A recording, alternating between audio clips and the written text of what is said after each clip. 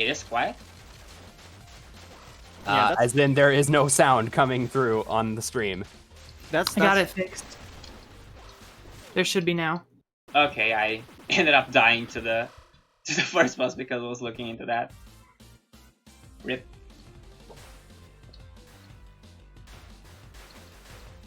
So I don't think anyone heard us introducing ourselves or the game or anything, actually. Whoops, I preempted that by saying there were audio issues. Yeah, nicely So let's done. redo this introduction again, I suppose, a little bit. Yeah, let's just... What about we restart the run, actually?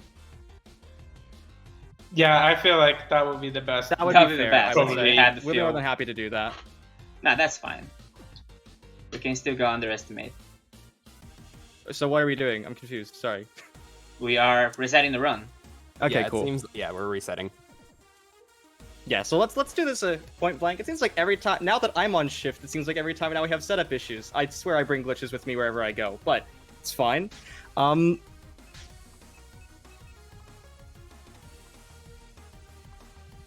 yeah, let's do a small recap again. Like, what we said is that Arcania is a Sonic runner, and he really loves Sonic games, and I love Mega Man games, and that's pretty much it, I think. And I only speedrun this game, and I've been brought along to co-commentate just because Arcania was kind enough to invite me over to actually commentate. Yeah. Yeah. So, Even though I alright, have not let's just... ran this game in over a year. So, alright, let's have a countdown again. All right, you two are both ready? Yes. All right. Yeah. 5, 4, 3, 2, 1, go. Let's go. Not without Go, tech go, go. issues. Yay. So this is MFM City, and the first thing we're gonna notice is that Farks has a very different level design than the main character in this game. That's the thing about this game, you have kind of two play styles to work with. Farks has a more Kirby oriented, Spark has a more Kirby oriented playstyle, and Farks has more emphasis on the combat. And there's something cool about Farks is that he can go super. As you guys can see, we are pretty much farming in the level to get super form. So we also need the super form to perform a glitch later on, which is the super static glitch. There's the static form in this game, which makes you go invincible and can go super fast. And you cannot have super form and static form at the same time, but thanks to a glitch, this can happen. I'm gonna try to concentrate here for audio cue, because I need the audio cue to parry this boss.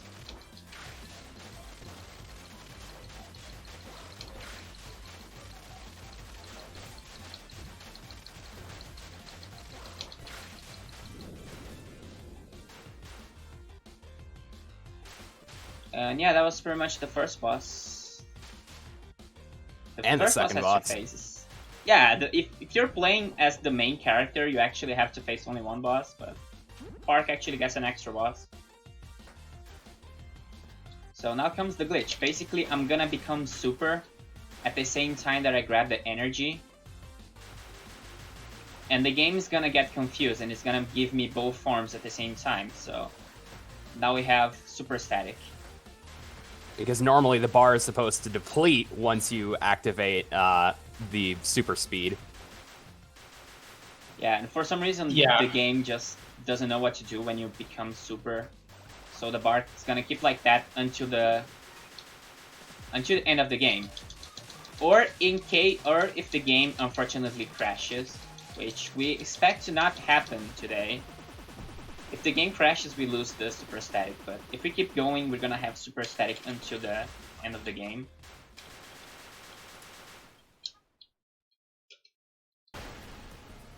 Yeah. Which is the end goal, really, of this run. Like, really finish this run as fast as possible using this glitch. Yeah, this is also a glitch that's exclusive to the to a patch of the game, and we now have a way to downgrade the game as well. Yeah, recently I took contact with the dev, Lake Pepper, who used to do Sonic fan games before he did this game.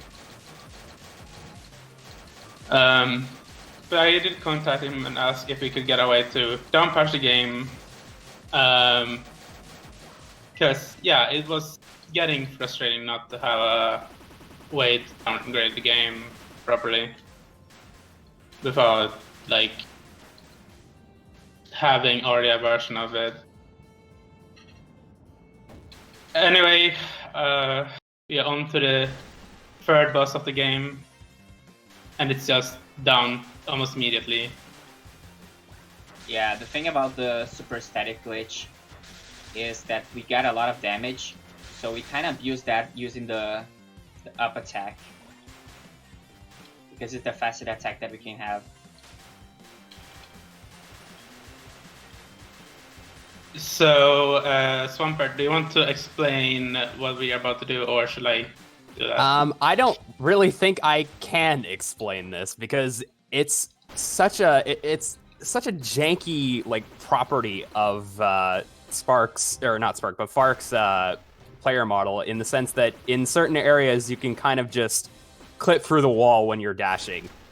And if you position yourself correctly, you can dash upwards or downwards through the wall, however which direction you please, and this will lead you to some areas of the game that you're not supposed to be able to access normally. And there's also some very unintentionally placed, well, probably intentionally placed, warps that bring you all the way to stage 8.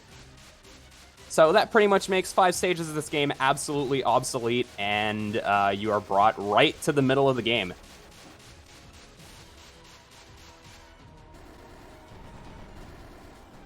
As someone who hasn't seen, I already saw a run of Sparks' story, and I was like, I was expecting a wrong warp. I wasn't expecting the game to basically say, here's a white screen, just wait, now you're ahead. Yeah, that's pretty much what happens.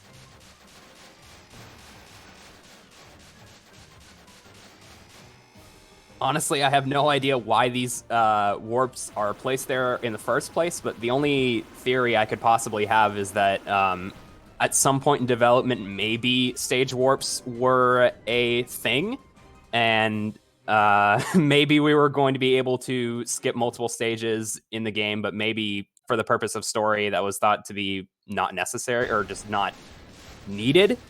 So we were left with these things underneath the stage where we can just skip half the game. And this isn't even the only one.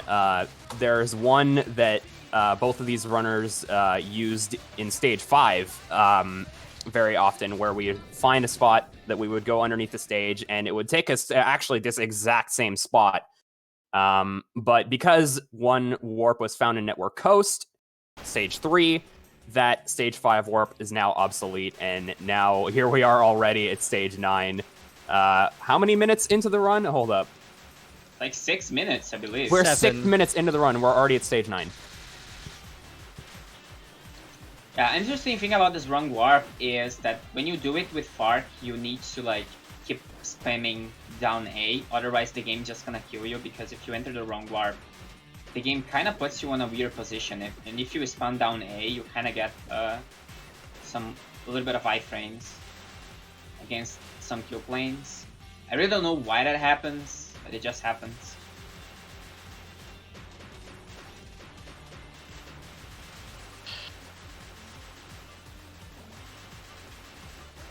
And now Mare Desert is, I would say that this is probably one of my least favorite stages, because it has a lot of like those, the kind of, I say that those are kind of like the decay barrels in this game. You need to enter them to like get ejected where you want to go, and you kind of don't want to enter all of them because it's slower, but they're on the way. It's a long so. stage Yeah. too. Yeah. Sometimes it's really weird. They're It's gonna really show up hard to more. avoid them, and it's not really worth it. Trust me when I say this level is much more fun playing as Spark than Fark, especially when you have wind, because you have more control over which barrels you decide, or which air cannons, I guess, whatever you want to call these things. You have more control over which ones you can go through, which ones you want to skip. But at least in Fark, you don't take any damage from the fire that just randomly, spurts out for no reason.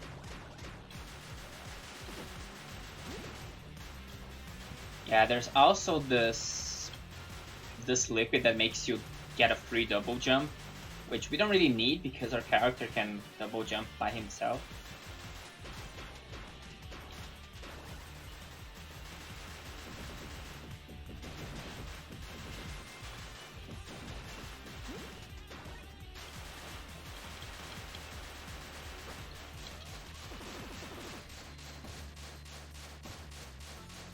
Yeah, this mini boss it doesn't do much.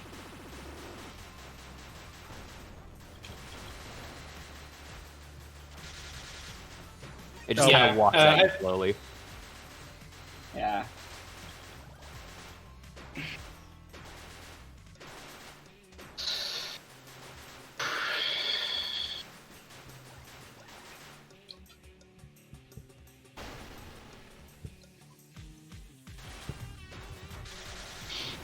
If you have any donations or anything, you can take them right now. Yeah, sorry, I was actually going to ask if there was time. While we don't have any donations currently, I just want to introduce to everyone who's coming in. Welcome to Mid-Fall Speedball 2020, and if you don't know what we're raising for the White Bear Area Emergency Food Shelf. Some details about them. They rely on generous donors like everyone in chat, basically, who has been generous enough to donate the about $800 we have so far, to advance their mission of providing food and support to their neighbors in need. For every $1 donated, they can purchase $8 in healthy groceries for families struggling to make ends meet, so every little bit helps. So there are still some donation incentives coming up for runs like Nikazoo, and also for the Celeste runs later on today. So if you guys could donate, we'd be more than appreciative. You can donate by hitting !donate in chat, or going to www.speedrun.com/MFSB2020/donate.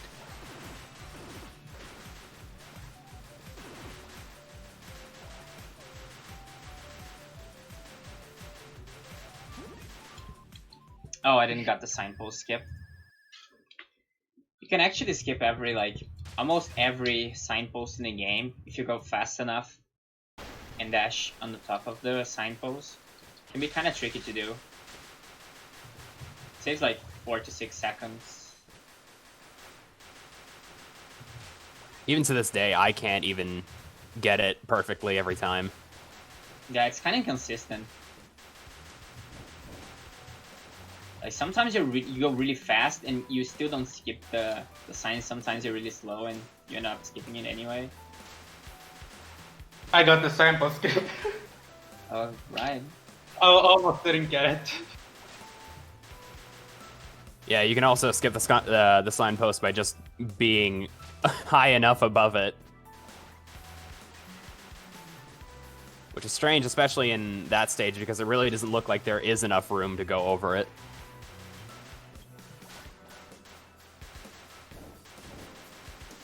Yeah, now Luna Base is a great shoe stage. Because there's no enemies, there's nothing really too impressive going on in the background. You just have to know the stage, and that's all there is to it. Yeah, that's the thing about the stage, though. The stage is a really big maze. You can get lost really easily here.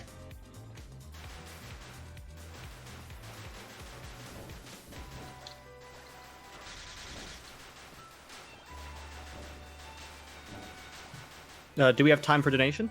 Yes. Yes, we do. Yeah. We have a $5 donation from I Have Newt saying, I think if we get a train going, we could hit 1K really soon. For reference, we're at $832, and we have a goal of 4,000, so hopefully we can get some good donations in today and the next day. There's a lot coming up, and honestly, I'm really glad that we're getting this show. I think a lot of people haven't really heard of Spark, but if you've ever heard of Sonic before the sequel, after the sequel, it's made by the same team and developers, and they are just really excellent people, a Brazilian studio as well. So honestly, I'm really glad that people are showing off Spark a lot more often. It's getting a lot more attention that I think it really deserves. Yeah, this game was really under the radar for quite a long time. And it hasn't really been developed speedrun-wise until actually earlier this year, when the wrong warps were first discovered. And before that, we had people like me just running through the game as fast as possible, which in a game that requires intense button mashing, as I call it, which isn't really button mashing, but it's pressing a lot of buttons as quickly as possible in a certain order, and you're left with an hour and almost an hour and a half run, which has your hands almost dead by the end of it. Thank God they found the wrong warps. Out of curiosity, just I've been asking this question of some runners because I know a lot of the times we get to show off communities here that haven't really been shown off as much before. How would you recommend people, if they're interested in either playing or running this game, get into the speedrun? And how do you recommend like certain tips or tricks for starting out as a beginner? Oh, that's a good question. The first thing you got to know, though, depending on the run that you're doing, you have to know the stages inside and out for sure. The game has a very, very tight movement engine that you also have to get the hang of. So for your first playthroughs, you just gotta play through the game normally as anyone else would. And as you practice more and more, that's when you learn the stages as you play them. Play the time trial as well, even though it may not be the most functioning time trial at times. It's kind of hard to track what your best time at a certain stage is. Regardless of that, if you just have another timer or something, you can just use that. You learn the stages, you learn how to move, you learn the different power-ups in the game and how they can be used if you're playing on Sparks Story. But other than that, that's pretty much all there is to it. You'll learn the boss fights pretty quickly as well. They always have a set pattern. Other than that, there really isn't much more to it, aside from the more intricate details, especially for the skips, which I must say that Arcania and Kiwami are much more educated and practiced with than I am. So if either of you would like to explain some of the more difficult glitchy movement in this game, you're more than welcome to. Yeah, for sure. Speaking of that, though, Arcania actually discovered like a zip yesterday for actually for the next level, which I believe Arcania is probably going for it because I'm going for it. So if you're going for it, I'm going for it. So yeah, that's how it works. I felt like I needed to practice it a little bit before stream, and basically yesterday I was like thinking at first maybe this isn't worth it and stuff, and now I'm like yesterday I just got a really huge PB using the skip, so yeah, it's worth it. It's definitely worth it. I just realized I looked away from the game for like 2 seconds. We're already on stage 11. The early stages, quote unquote, in this game go by so fast, especially on with this little with Super Fark. Yeah, it's absolutely ridiculous. I haven't seen a run live, so I didn't really I never really got a good grasp of how quickly this goes. Actually, out of curiosity, it's a very frustrating. Since obviously a wrong warp like this is pretty severe, is there also a wrong warpless category as well, or no? Technically, yes. Currently for Spark, there is one. It's 100% no wrong warp. But there's none for Fark yet, because we haven't really updated ourselves just that far yet. A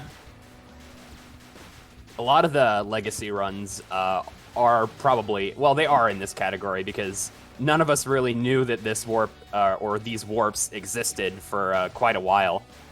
But now here we are in the age of the wrong warp, where we can just ignore basically half of the game.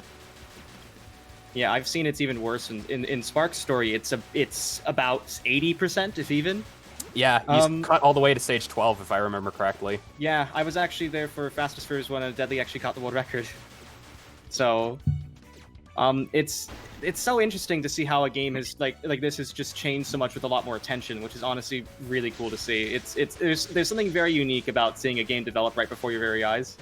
Yeah, that's true.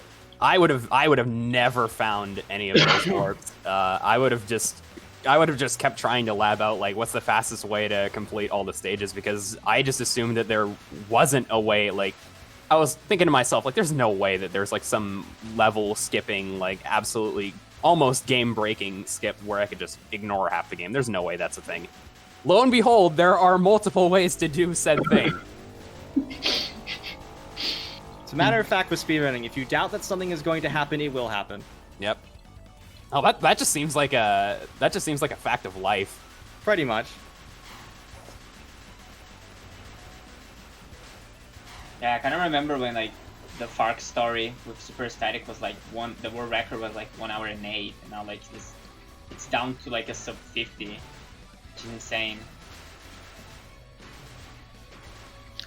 I remember when the world record was 108. A little bit more than that, but by somewhat special or Yorox.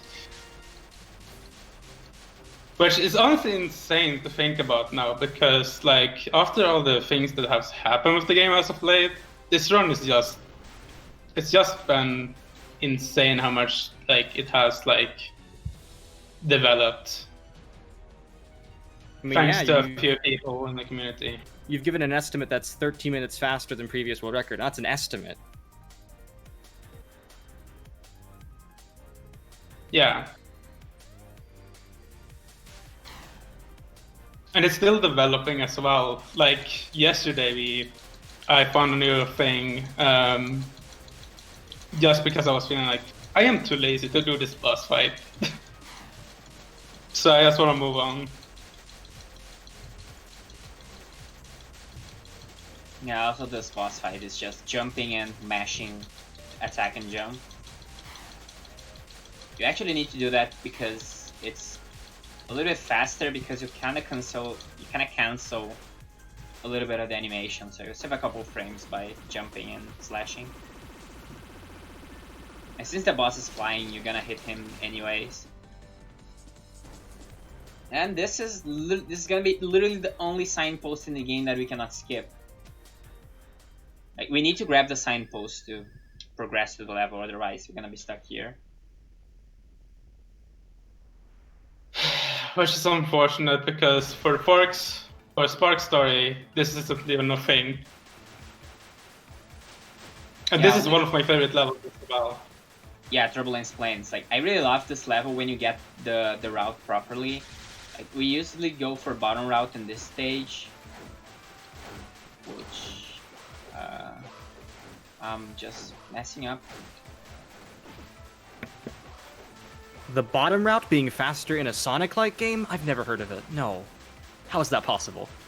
Yeah, the thing about the bottom route being faster actually is not like more like because of the level design. It's kind of because there is a cutscene that's gonna happen. In this level, there's actually 2 bosses, and if you go top route, you're gonna have the cutscene for the one of the bosses, and bottom route is gonna play the cutscene for the other boss. And the cutscene that plays on the bottom route is faster.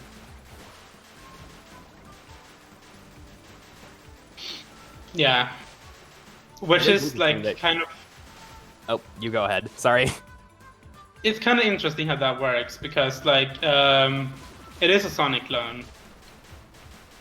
But yeah, that's actually a thing. Like, the cutscene is faster if you go bottom route. Yeah, it's true. But from what I've labbed out, at least for Sparks' story, I found that going the top route is actually faster, just with the distance of the actual path.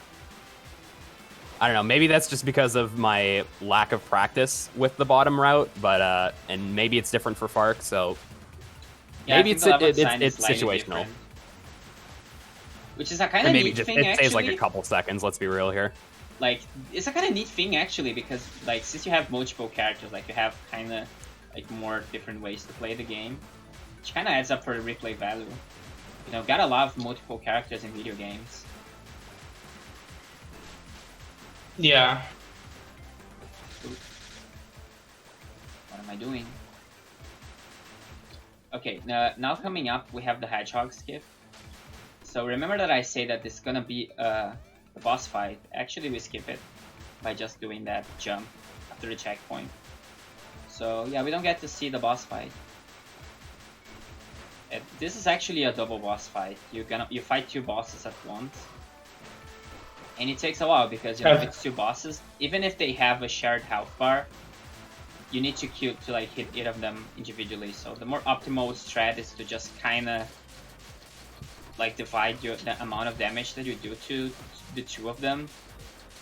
And there's a risk that this can also soft lock the game if you kill the 2 bosses on the exact same frame. So it's, you know, it's a good thing that this skip is a thing.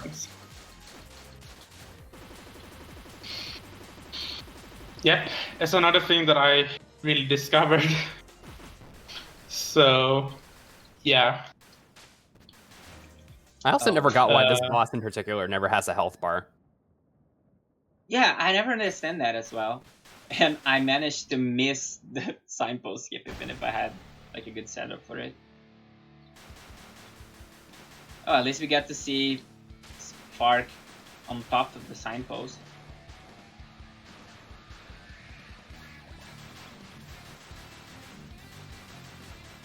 Yeah, there's a lot of bosses in this game that they don't like have health bars for some reason. The wrong word from Spark Story actually skips to stage 13, because I remember this stage specifically being the place it warped to. Oh yeah. Which is even further into the game. Yeah, I couldn't remember if it warped to like the end of stage 12 or the beginning of stage 13. But this stage in particular is my least favorite stage. I hate this place. Yeah, this stage is pretty tricky to optimize because there's a lot of routes in this level and there's a lot of places that you land and you go nowhere by entering them. So sometimes and when you're playing yeah, if you didn't have this the super static glitch, you would be getting hit by spikes pretty much every 2 seconds. Yeah. That's it. The hitboxes for those enemies that peek out of the pipes is absolutely unforgiving. Especially well, at least for when you're playing Spark, when you actually have to worry about getting hit. Yeah, since we okay, I pressed the bottom there. I don't know. Since we have the kind of like the supersonic form in this, we don't really have to worry too much about those things.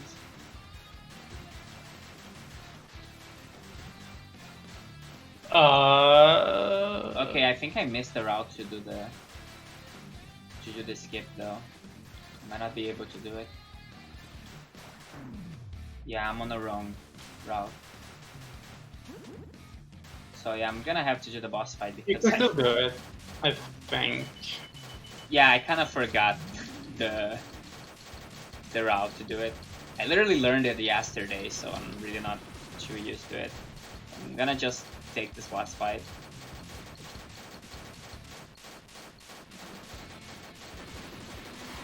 I'm going to do the skip just to show it off. And I should be able to catch up a little bit with that. Like, that's the thing that the skip also like helps. It skips the entire tube sections. Like, you see that this is kind of like an auto-scroller. You have to wait for Fark to go all the way to the top. By doing this skip, you kind of skip all of this. Wow, he actually did it first try. Yeah, so you kind of can see the difference that Arcania was able to catch up just because of that.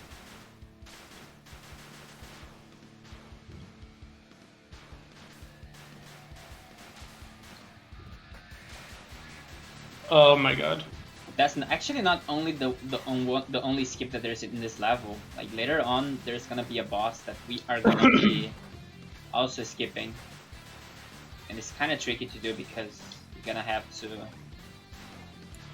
be really high on top of the level. And since this character only gets one double jump, like we kind of get a really small window to get the skip. Oh my god, I'm just confused. All right. It's really easy to forget where you're going in this stage because Yeah, everything looks the same. It's really tricky. I was about to say that. I'm like, where are we? Help! Even I don't know sometimes. I see blocks. I see tubes. It's yellow and red. There's your advice. Yeah. Okay. Now I'm gonna trigger the checkpoint, and you see that I paused the game for a moment here because I have to restart. Because when you restart, for some reason there's a wall there that kind of gets in your way, but if you reset the game, you despawn it. Okay, now I'm gonna try to set up for the glitch. That's the problem about not like getting a good setup for it, is that there is wind going on there. So if you don't, so I restarted the game, like I did a checkpoint reset, and now I'm gonna go all the way to the top here. I got a double jump here. Alright, that was good. Might I think we both managed to get it first try though. Yeah, I am already in Sunfire Forest. Have been for now for a little bit. So yeah, I think that's kind of close, by the way. Just because of a single skip. Alright, what am I doing? Oh my god, this level is just...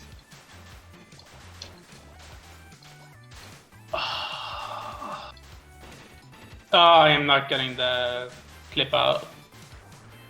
So what I just did is I did pretty much a clip into the wall through using a bumper. And basically, I'm out of funds right now. What I'm trying to do right now is I'm waiting for a ship to like around my screen.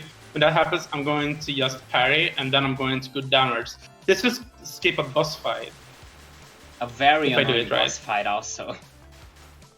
Yeah.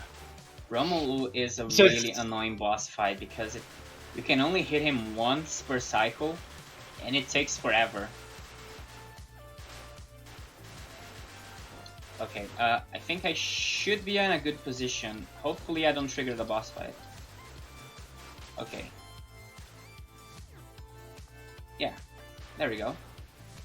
I'm a little bit safe here because the trigger for the boss fight is literally right after this tube.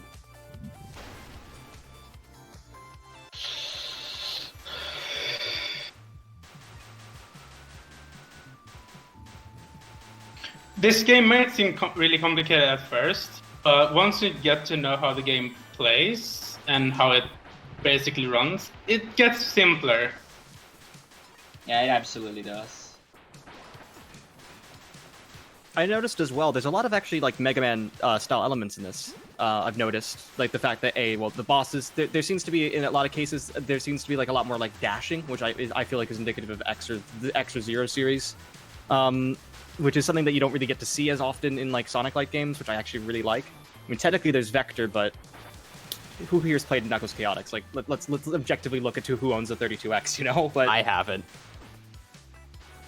Trust me, it's not worth paying for everything for it. It doesn't seem like it. Still a good game. So currently I'm at the refights of Tower of PS, which is the final like area of this level. And yeah, we also, at this point... We also call this place refights, but there are bosses in this level that we don't really see in the run because we end up skipping them. It's kind of fun. Yeah. Like this boss I'm currently fighting is from Network Coast, but we skipped it when it was in its original form, so you're just going to fight its horror form. But this is kind of like Mega Man, I think. Like having the refight. Does this also mean it's a good time to mention shoutouts for no reason because they're just doing the same fights again? Yep. Yeah. Just like a Mega Man game. That's what we wanted. So this section of the level actually usually reminds me of like the boss rush that you get near the end of a Kirby game. Usually with the mini bosses though. I guess it's both. It could be both. Yeah, actually. That No, might just be because I played a lot of Kirby games as opposed to Mega Man games, though. I think this game is influenced by both, to be honest. They are, yeah, very much Yeah. so. Indeed. Heavily influenced by like Sonic, Mega Man, Kirby. So I am not surprised. I honestly love all those series, so this game can fit into many different blocks if it wanted to. You should now I definitely have try this this- out. It's a really fun game. Yeah, the giant mecha fight is kind of tricky because he can either go to the left or the right, so we kind of need to predict where he goes. We want to deal as much damage as we can so we can 2-cycle him.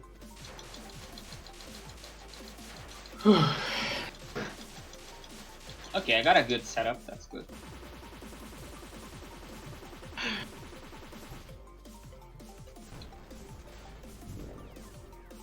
So I'm in Mega Fleet. Mega Fleet is interesting level. It's the next to the final level, and Also it has the has best the music in most the game, though. True. It has the best music, but it has the most annoying enemy placement in the game. Yeah, luckily we don't have to like care about it since we have the super static glitch.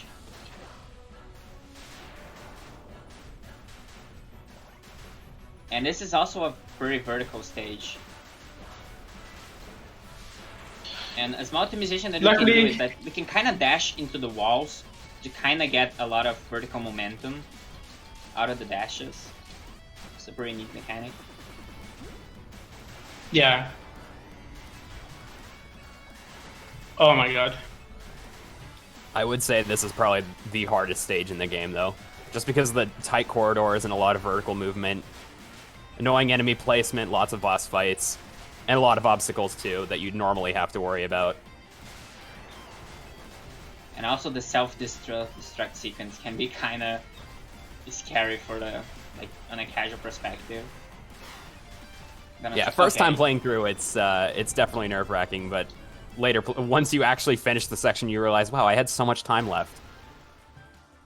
Yeah, now coming up we have the kind of the last skip of the run. We have the Mega Wreck skip. Basically what we're gonna do, we're gonna hit the stage transition trigger out of bounds. So yeah, what we're looking for here is gonna be a visual cue. We're gonna be looking at a very specific ship on the background. We're gonna align with that spaceship that's right above me.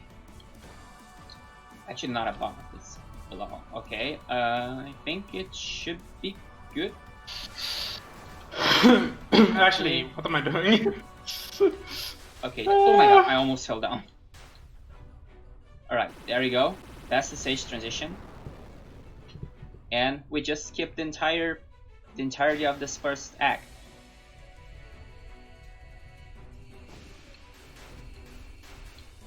I have one big question. I don't know if you get this question often. Does this hurt your eyes, the constant flashing? Yeah, a little bit. Not for me, but that's just because my eyes. I've been blinded by many things in the past. I thought it was, I see in 30 FPS. I only see them either invisibly or not. This game is very much a light show. It likes to show off with its visuals, and sometimes it can hurt. And oh yeah, especially this black and white. What is it? This black and white. I don't know what to call it. This like Gradient. Yeah, this black and white gradient, that is in particular is the most brutal, especially because some of the enemies blend in with this color change, and I have been killed many times playing this game's hardest difficulty because of that color change getting hit by an otherwise visible enemy. So the game has difficulty modes. Is there a standard for what modes you would use in certain areas, or like for this category, for instance, is it just a standard mode, or? Oh yeah, it's standard pretty much all the way, because there's no real reason that you'd play the harder difficulties in terms of speed, because all it does is, at least for I know for Spark Story, it makes the enemies more, or it makes the levels more enemy loaded. It makes some of the boss fights harder as well. And if you're playing if you're playing it in that difficulty, it literally just prolongs the game. And I know that the very last mode of the game, Sparks Challenge, it is literally just taking the game normally on the hardest difficulty, or you play through this story that you're playing right now, which is Farks story, and you have 2 hits. You get hit twice, you're dead. That's it. That's it, yeah. It's literally Ghosts and Goblins.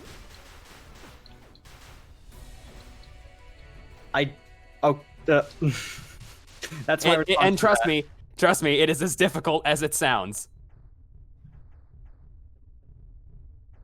Also, just to note, it's not part of the patch that we are currently playing on. Oh yeah, that's true. Because the difficulty modes are in the 1.5 version. Yeah, the hard modes.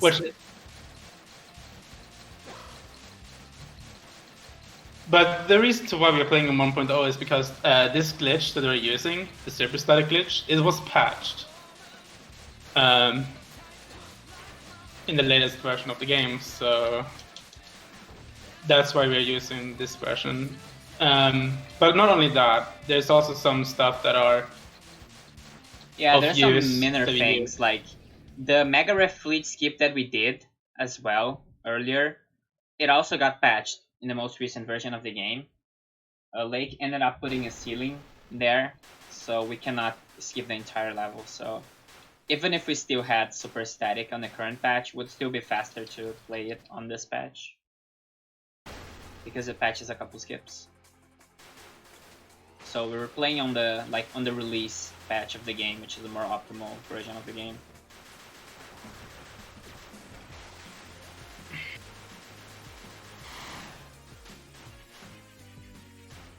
Now we are on pretty much the death egg stage of this game. The final level.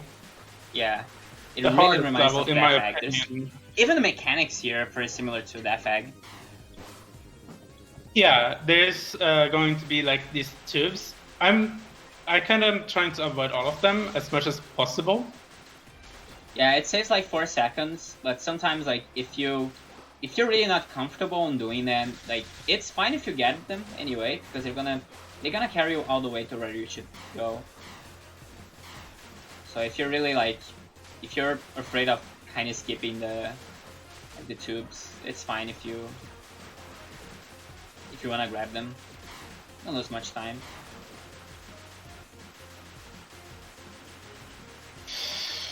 I would normally agree with both of you saying that this is the hardest stage, but I have had less runs end here than on other stages.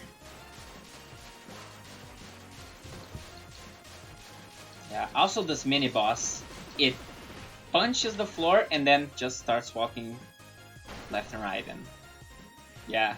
There's a way that we can actually freeze this boss. It doesn't save any time, but it's kind of fun when it happens. Like, it doesn't save any time at all, but it's kind of cool to do it. Like, if you enter the boss arena in a specific way, you can kind of froze the boss. I see what happened. Ooh. This is a very tricky stage to optimize. Mainly when you're going really fast with this character, because, you know, super static makes you go really, really fast.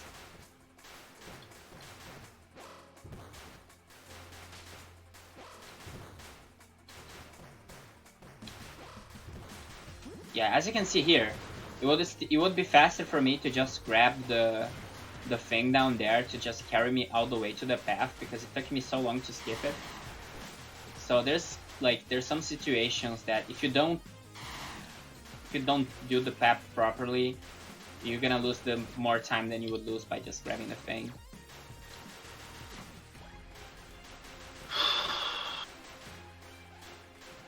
This is a really close race so far, I believe. From what I can tell by the chat. Yeah, it's pretty close. Yeah, I really forgot to do the skip. I think that was the main problem. I forgot the route for the skip. But still, Arcania managed to get the skip first try, which I probably wouldn't be able to, so It's still being a really close race so far.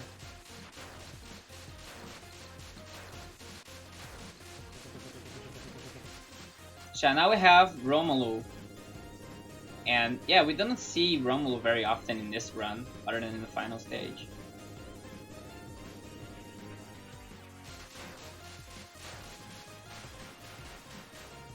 And also double hitting this boss is kind of free because you just need to spam.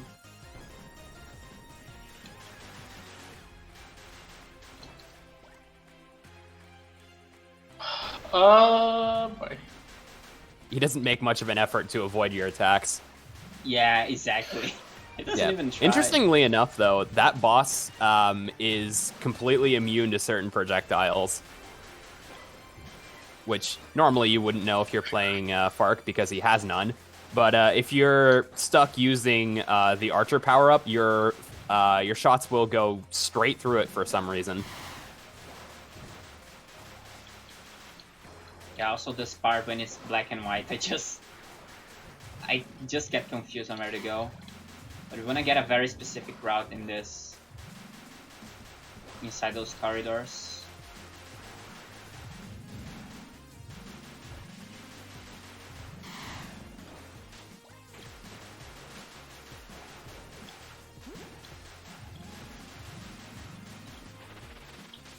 Okay.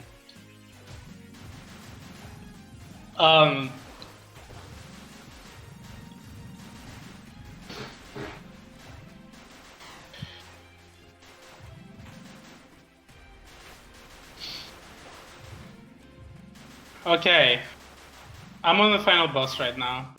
Well, the first of 4 phases at least.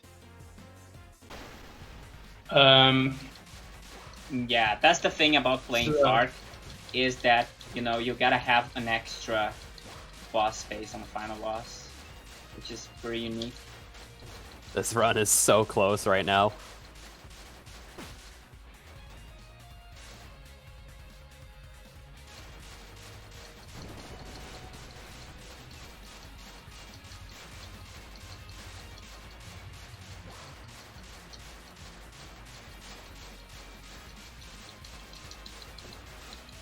So yeah, that's kind of the final boss. Like, the run is pretty much over, I believe. Like, there's not much to say. Oh my god, why did they go off screen? Yeah, that happens sometimes. Yeah, that's the thing. You can actually kind of manipulate his behavior a little bit, but I was getting too distracted. At least this isn't one of those bosses that goes off screen and then just never comes back on screen. Yeah.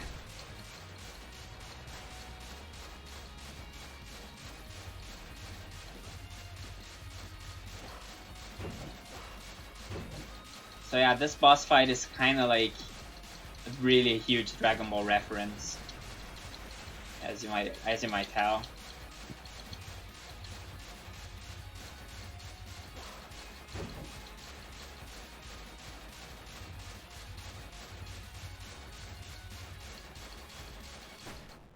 Okay, final phase is coming up. So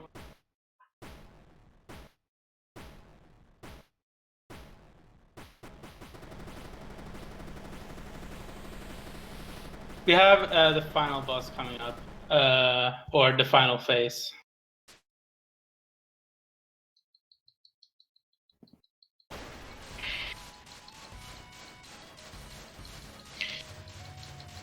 I'm realizing this now, but just looking or watching both of you at the same time, it almost seems like your computer actually kind of matters here, because I feel like the frame drops might actually be losing Arcania a little bit of time here.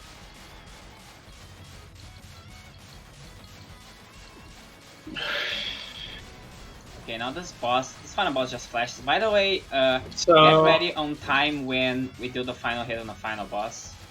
So when the health bar reaches 0, which is now. and time for me. That was a really, really close race. Wow.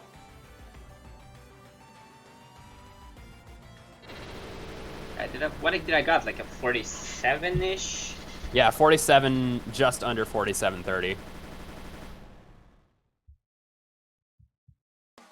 Yeah, somebody typed 47.19. I just PB'd by like 2 minutes. And there goes the game. Nice. Oh, congrats on the PB, by the way. I mean, you got the skip first try. I told you, that skip saves a lot of time. It does. Holy shit. That was a really good race. I think I won by like 3 seconds, I believe.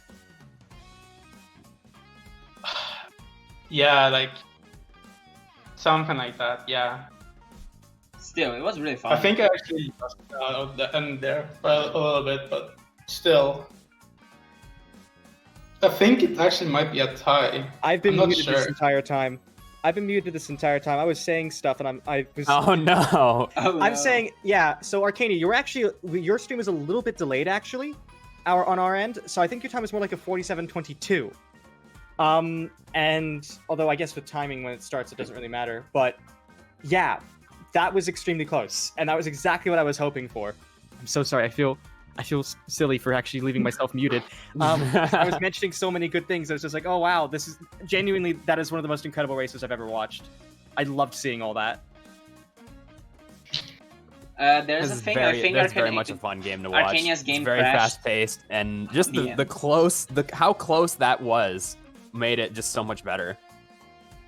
Absolutely. So, are there last things the runners and the commentator would like to say at this point? Not for me personally. This is all Arcania and Kiwami. It's their race after all. Yeah, I would say that I'm really satisfied with how this race turned out. Like my PB, literally yesterday was like 47:30, and still like I managed to beat my old time without the skip. I mean, still my PB is actually a 46 right now, but I think 47 is a pretty solid time in this game for this category. Sorry, I was saying maybe the audio issue was a blessing in disguise. It definitely was. But I do think that like this was probably the best run I've ever done of this game, and I'm feeling really happy about this run. Like this race has been a lot of fun. I just want to give a shout out to Kiwami and of course Swampert for being on commentary and of course racing with me. I also want to give a shout out to of course the Midfall Speedball event, and of course also I have to give a shout out to the Spartan Jester speedrunning community. Because there's always new skips being found as of late. Always something new. Thank you so much to all of you. This was genuinely really incredible to watch and see. I am so glad that it came down to the wire at the very end. And you both showed off really well. You played off each other quite well. You showed how like different routes and different strategies could really save you that much time. And that's exactly what we were hoping for. So thank you so much. Yeah, thanks everyone from the Midwest Speed Fest as well for giving the opportunity to us to showcase this amazing game. I highly recommend everyone to giving this game a try. Like this game is really cheap on Steam. Just casually play this game. It's a really fun game. Also, if you're interested in the speedrun, there's also the speedrunning community on Discord and of course on speedrun.com. Yeah, that sounds great, honestly. I'm more than happy to also link the invite into the chat for you guys since we can't post links ourselves, but I'm more than happy to actually link that if you give that to me. I'm more than happy to share it with the rest of the community here. Yeah, thank you so much, all of you. This was really quite a good race, and I'm glad we chose this to be our main race for this event. It was I'm so glad, honestly. Yeah, it was really fun. Yeah, it was really fun. Thanks for having us. Thank you.